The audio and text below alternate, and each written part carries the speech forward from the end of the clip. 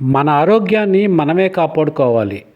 Doctor చేతిలో పెడితే లక్షలు ఖర్చు అవుతున్నాయి అంటున్నారు అనకాపల్లికి చెందిన 65 సంవత్సరాల ఆటో డ్రైవర్ బోరెడ్డి యేసురెడ్డి.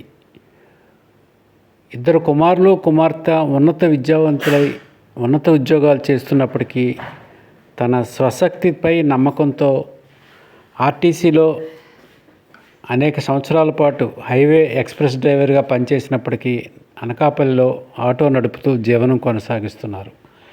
పిల్లలు వద్దన్న తన వ్యాపకాన్ని తాను కొనసాగిస్తానంటున్నారు. ఆయన మాటల్లోనే విందాం. పెద్ద అబ్బాయి కాలేజ్ లెక్చరర్ సార్, అమ్మాయి టీసీఎస్లో జాబ్ బీటెక్, చిన్న అబ్బాయి చెన్నైలో బీటెక్ జాబ్, ముగ్గురు జాబ్ చేస్తారు.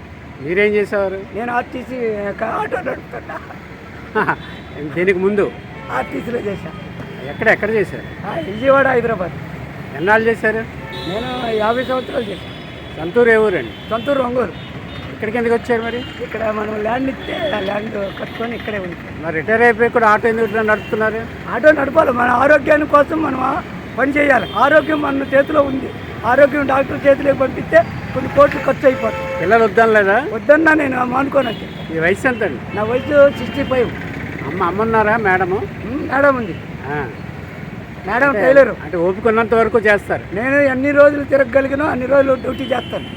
ఆర్టీసీ డ్రైవర్ చేసేటప్పుడు కూడా ఖాళీ టైంలో ఏం చేసేవారు? ఖాళీ ఆటో నడిపేవాడిని. అక్కడ కూడా విజయవాడ టు కనకదుర్గ టెంపుల్ నడిపేవాడిని. అంటే ఏమైనా సాయం చేసేవారా?